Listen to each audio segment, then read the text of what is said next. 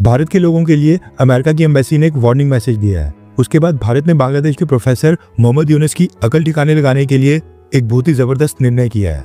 इसके बाद British government को अब भारत के इमिग्रेंट से क्या प्रॉब्लम होने लगी है और टर्की के ऊपर भारत ने कौन सी नई रिस्ट्रिक्शंस लगाई है, इसके साथ ही कई सारी इंपॉर्टेंट अपडेट्स निकल कर आ रही हैं जो आपको मेन स्ट्रीम के न्यूज चैनल्स के ऊपर देखने को नहीं मिलेगी। इसलिए इस वीडियो को एंड तक देखिएगा। सबसे पहली न्यूज निकल कर आ रही है भारत और पाकिस्तान को लेकर।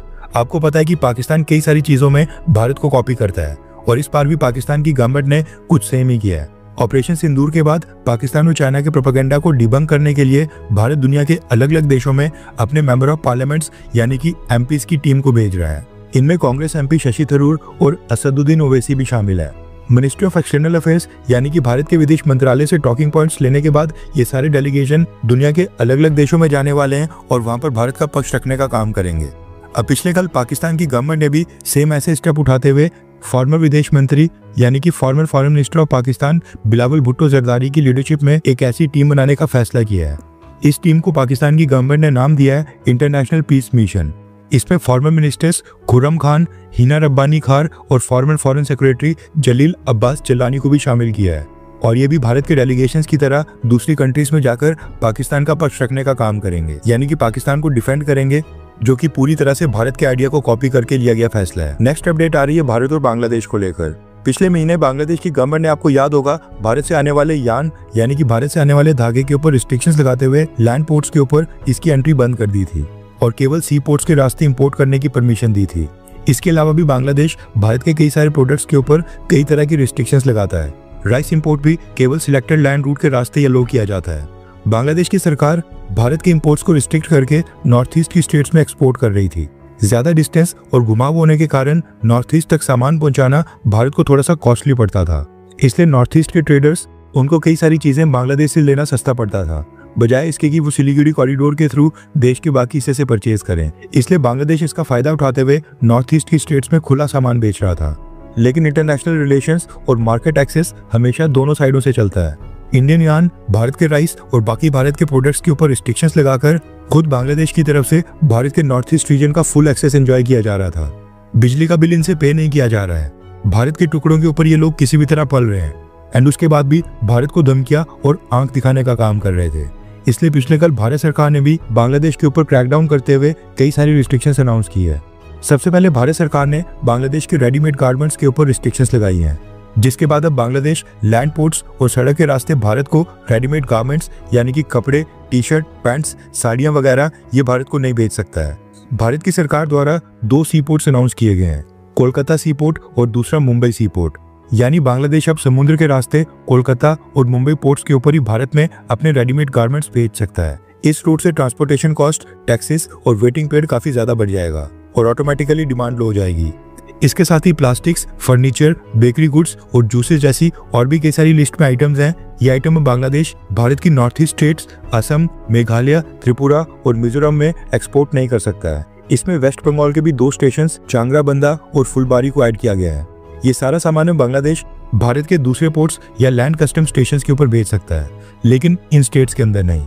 अब इसके बाद प्लास्टिक्स, फर्नीचर, बेकरी गुड्स और जूसेस जैसी ये जो तमाम आइटम्स हैं जो नॉर्थ ईस्ट की स्टेट्स पहले बांग्लादेश से परचेज करती थी, अब नॉर्थ ईस्ट के ट्रेडर्स वो लोकल ट्रेडर्स से ही परचेज करेंगे। इससे लोकल मैन्युफैक्चरर्स को बूस्ट मिलेगा, नॉर्थ ईस्ट में मैन्युफैक्चरिंग बढ़ेगी, रोजगार बढ़ेगा। वहीं पर बांग्लादेश को इन सारी आइटम से $1.5 से $2 बिलियन का नुकसान उठाना पड़ सकता है। एंड आपको पता है कि इस समय बांग्लादेश की इंटरिम गवर्नमेंट और प्रोफेसर मोहम्मद यूनुस के लिए एक डॉलर कितना मायने रखता है। इसलिए इस चीज से बांग्लादेश को काफी नुकसान होने वाला है। अमेरिका की भारत में एम्बेसी ने इंडियंस के लिए एक प्रेस नोट जारी किया है, जिसमें इंडियन से कहा गया है कि अमेरिका जाने के बाद अगर वो कोई भी व्यक्ति अमेरिका के अंदर ओवरस्टे करेगा तो उसको डिपोर्ट करके तो वापस भारत भेजा ही जाएगा, लेकिन उस व्यक्ति को परमानेंट बैन के ऊपर डाल दिया जाएगा, जिसके बाद वो व्यक्ति दोबारा लाइफ में कभी भी अमेरिका नहीं जा पाएगा। इसलिए जितने समय तक के लिए अमेरिका की एम्बेसी वीजा इशू कर रही है उतने समय के अंदर ही वापस भारत आ जाएं और वीजा ओवरस्टे नहीं करें, ये कहना है अमेरिका का। नेक्स्ट अपडेट आ रही है ब्रिटेन से। रेफरेंस के लिए आपकी स्क्रीन के ऊपर आर्टिकल का स्क्रीनशॉट है। भारत और अन्य देशों से जो स्टूडेंट्स स्टडी वीजा के ऊपर ब्रिटेन जाते हैं, उन्हें ग्रेजुएशन, पोस्ट ग्रेजुएशन या पीएचडी की डिग्री कंप्लीट करने के बाद 2 से 3 साल तक ब्रिटेन का एक्सटेंडेड वीजा दिया जाता था, ताकि डिग्री कंप्लीट करने के बाद वो ब्रिटेन में अपने लिए जॉब सिक्योर कर पाएं और ब्रिटिश कंपनीज में काम करें। ब्रिटेन की गवर्नमेंट ने अब ये 2 से 3 साल वाला रूल खत्म करके इस टाइम पीरियड को रिड्यूस कर दिया है और ब्रिटिश गवर्नमेंट ने अपने रूल्स चेंज करके फॉरेन स्टूडेंट्स को डिग्री कंप्लीट करने के बाद केवल 18 महीने के लिए वीजा देने का प्रावधान किया है। यानी डिग्री कंप्लीट करने के बाद स्टूडेंट्स को केवल 18 महीने मिलेंगे। इन 18 महीनों में स्टूडेंट्स को अपनी डिग्री और सब्जेक्ट से रिलेटेड उसी सेक्टर में परमानेंट जॉब लेनी पड़ेगी और स्पॉन्सर कंपनी ढूंढनी पड़ेगी। 18 महीने के अंदर काम मिला तो ठीक है, वरना पार्ट टाइम जॉब के ऊपर ब्रिटेन में रहने की परमिशन नहीं दी जाएगी। ये कहना है ब्रिटिश गवर्नमेंट का। ब्रिटिश गवर्नमेंट के ऊपर इस समय काफी ज्यादा प्रेशर है कि वो इमिग्रेशन के ऊपर रोक लगाए, लेकिन मसला ये है कि ब्रिटिश गवर्नमेंट को भी स्किल्ड वर्कफोर्स की नीड है, क्योंकि जो नेटिव ब्रिटिश ग्रेजुएट्स हैं वो देश की डिमांड पूरी करने में असमर्थ हैं। इसलिए ब्रिटिश गवर्नमेंट ने कई देशों के लिए वीजा नियम स्ट्रॉन्ग किए हैं, लेकिन भारत के लिए गुड न्यूज ये है कि ब्रिटेन में सबसे ज्यादा स्टडी वीजा और वर्क वीजा अभी भी इंडियंस को मिल रहे हैं।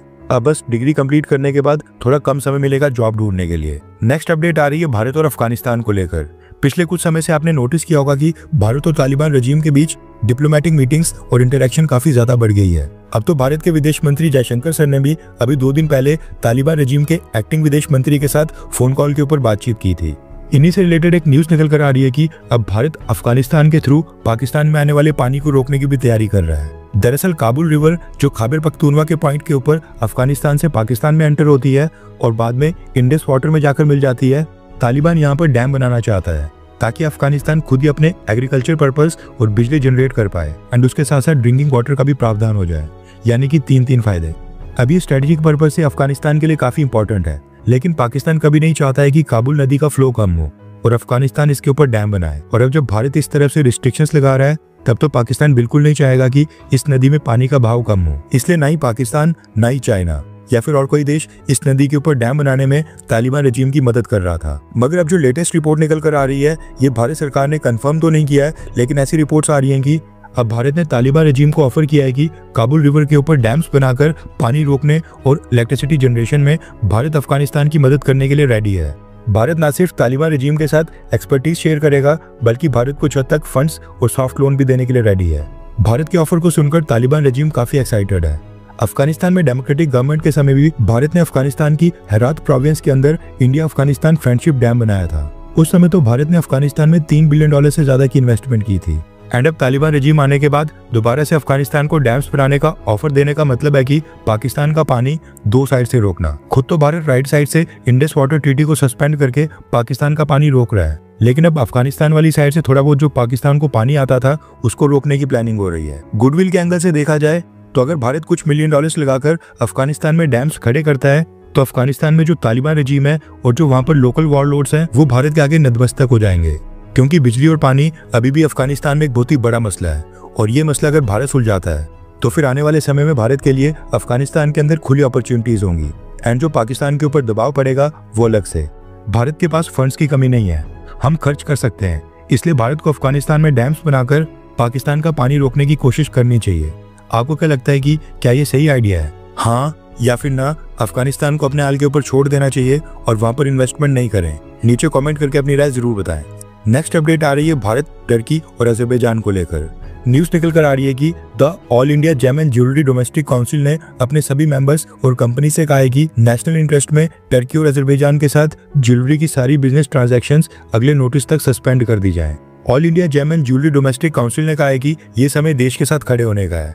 चेयरमैन राजेश रोकड़े ने कहा है कि धंधे के ऊपर देश को रखकर हमें एक बहुत ही बेहतरीन उदाहरण पेश करना है, इसलिए टर्की और अजरबैजान के साथ बिजनेस ट्रांजैक्शंस को पूरी तरह से रोक दिया जाए और देश में यूनिटी दिखाई जाए। हर 24 घंटे के अंदर जियोपॉलिटिक्स में बड़े फेरबदलाव और उलटफेर हो रहे हैं और भारत के लिए नए चैलेंजेस आ रहे हैं। कोई देश अपने फैसले से पलट रहा है तो कोई देश ब्लैकमेलिंग के ऊपर उतर आया है। सभी देश एक दूसरे को नीचे लगाने की कोशिश कर रहे हैं। इन सब के बीच हमारा भारत किसी भी देश से पीछे न रह जाए, इसके लिए मोदी सरकार लगातार कोशिशें कर रही है। एंड भारत की foreign policy, defence news, economy और ग्लोबल अफेयर्स का सही एनालिसिस हमारे चैनल इंडियन अफेयर्स का मिशन है और ये मिशन आपके सपोर्ट के बिना अधूरा है। इंडियन अफेयर्स हिंदी के ऊपर हम सभी फैक्ट्स और डेटा बिल्कुल सरल भाषा में एनालाइज करते हैं, बिना किसी एजेंडा के। अगर आप चाहते हैं कि इंडियन अफेयर्स का सही और ऑथेंटिक एनालिसिस आप तक लगातार पहुंचे, तो इस वीडियो को लाइक करें और हमारे चैनल इंडियन अफेयर्स को सब्सक्राइब करके बेल नोटिफिकेशन ऑन करना मत भूलिए। आपका एक लाइक हमारे चैनल को ग्रो करने में काफी मदद करेगा और एक सब्सक्राइब ये सुनिश्चित करेगा कि आप किसी भी इंपॉर्टेंट अपडेट को मिस ना करें। अगर आपने हमारे चैनल को पहले से सब्सक्राइब किया है तो दिल से धन्यवाद। जय हिंद, वंदे मातरम।